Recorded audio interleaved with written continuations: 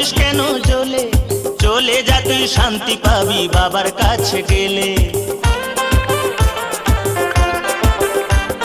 সংসারের ওই দারুণ জ্বালা মরিস কেন জ্বলে, চলে যা তুই শান্তি পাবি বাবার কাছে গেলে।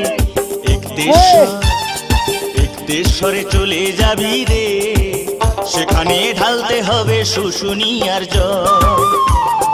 একতেশ্বরে চলে যাবি রে, সেখানে ঢালতে হবে শুশুনি আর জল।